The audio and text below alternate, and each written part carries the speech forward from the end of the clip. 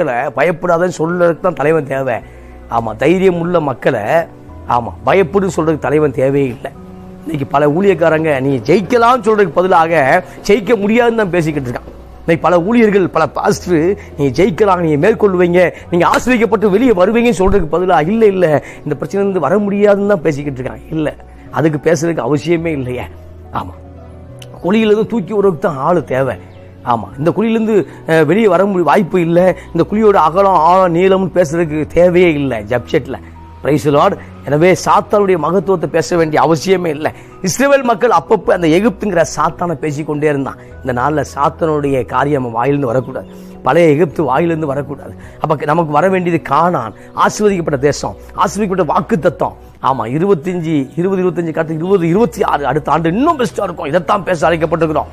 எனவே அது மகா நல்ல தேசம். கர்த்தர் நம்மேல் பிரியமாயிருந்தா அந்த தேசத்தில் நம்மை கொண்டு போய் பாலும் தேனும் ஓடுகிற அந்த தேசத்திலே நமக்கு கொடுப்பா. கர்த்தருக்கு விரோதமாய் மாத்திரம் கலங்கம் பண்ணாத, கர்த்தருக்கு விரோதமாக மாத்திரம் பேசிடாத. ஆமா ஆமா, என்னமோ நீ மட்டும் கர்த்தரை ஏற்றுக்கொள்வதற்கு முன்பாக மட்டும் எல்லா கருத்தையும் ஜெயிச்ச மாதிரியும், கர்த்தரை ஏற்றுக்கொள்வதற்கு முன்பாக பல இதில் வெற்றி அடைஞ்ச மாதிரியும் பேசக்கூடாது. ஆமா, அப்படி பேசக்கூடாது. கர்த்தரால தான் நம்ம இயங்கி கொண்டிருக்கிறோம். ஆமாம் ஆமாம், மனிதன் மூலமாக கர்த்தர் சப்ளை பண்றாரு. ஆனால் பணம் எங்க இருந்து வருதுன்னா பரலோகத்திலிருந்து தான் வருது. ஆசீர்வாதம் எங்க இருந்து வருதுன்னா அங்க இருந்து தான் வருது.